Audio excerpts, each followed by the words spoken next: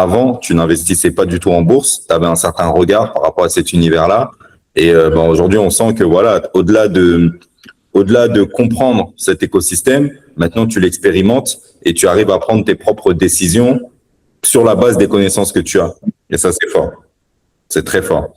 Et Scoleum, qu'est-ce que ça représente du coup pour toi? Pour moi, Scoleum, c'est un peu le futur. Hein. C'est un peu le futur. Hein. C'est de l'aventure, pas forcément que l'entreprise, mais il y a Scoleum, il y a Renutech, les deux j'ai investi aussi parce que à la tête de ces deux structures, c'est des gens de la communauté. Et c'est des gens de la communauté qui font on n'est pas dans des petits écosystèmes, c'est dans des trucs qui sont gigantesques en fait. Donc d'une, c'est des sociétés qui misent sur l'avenir.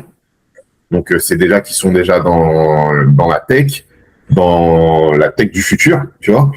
Donc, si tu t'arrêtes, moi, je me dis que tout ce dont on parle, entre guillemets, qui est dans les grands médias mainstream aujourd'hui, c'est déjà plus ou moins obsolète.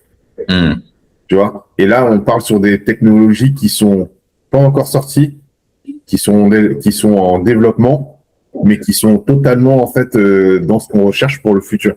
Donc forcément, si tu te places dès maintenant, si tu fais partie de l'aventure aujourd'hui, plus tu rentres tôt, plus tu auras des rendements qui vont être élevés et tu vas faire partie surtout d'une belle aventure humaine, tu vois.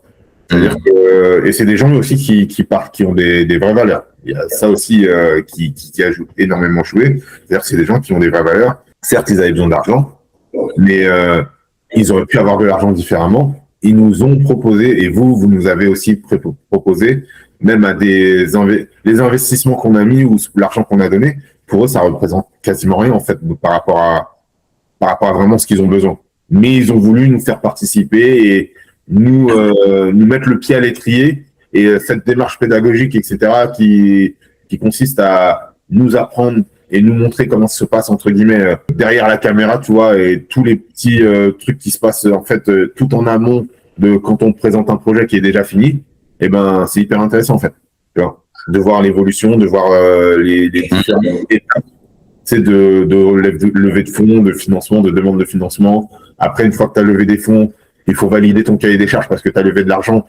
Tu dois quand même rendre des comptes aux gens qui t'ont prêté de l'argent, tu vois, donc il y a quand même des pressions, il y a quand même tout un écosystème que je connaissais pas et qui est hyper intéressant en fait à suivre. Et ça, c'est génial, tu vois.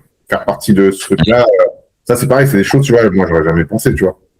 Investir dans une boîte ou tu vois, t'investis dans ton appart, tu dis ouais c'est pour toi, mais là tu dis là tu vas plus loin en fait, tu vois. Tu commences à rentrer dans des sphères que tu pensais inabordables en fait. Tu vois, tu dis que l'argent qui a été levé, mine de rien, ça représente peu pour eux, mais à la fois ça représente peu, mais à la fois ça représente beaucoup parce que mine de rien, la communauté Nekaen a levé plus de 100 000 euros pour ce projet Scoleum. Donc Scoleum, c'est une opportunité d'investissement qui nous a été présentée notamment par Harry Roselmack pour les personnes qui n'ont pas suivi cette affaire.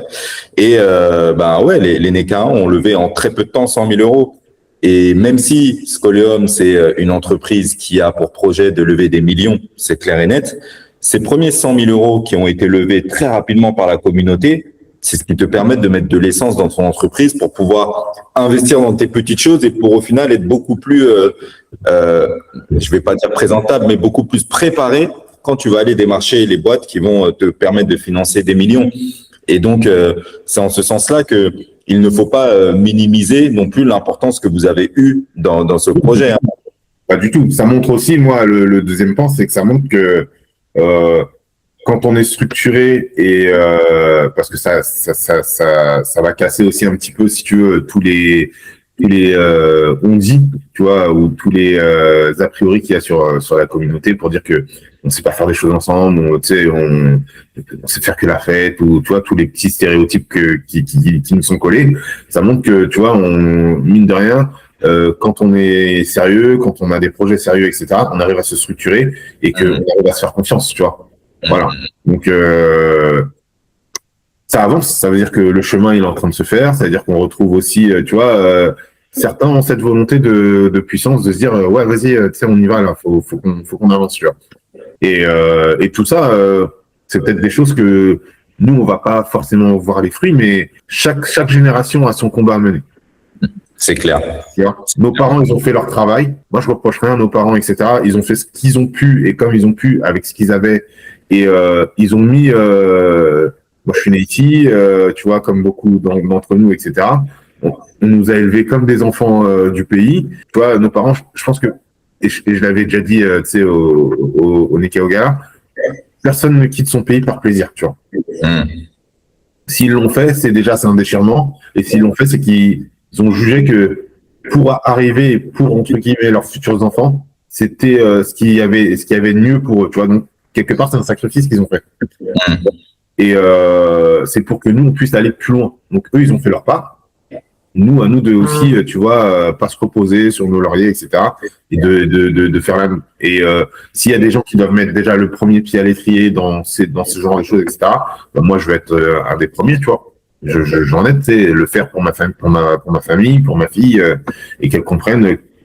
Les enfants, ils sont dans le mimétisme. Si elle me voit faire, elle le fera aussi pour elle et elle le fera pour ses enfants, tu vois. C'est clair. C'est un premier maillon de chaîne qu'on est en train de mettre en place. Mais un maillon pas faible, un maillon fort, tu vois.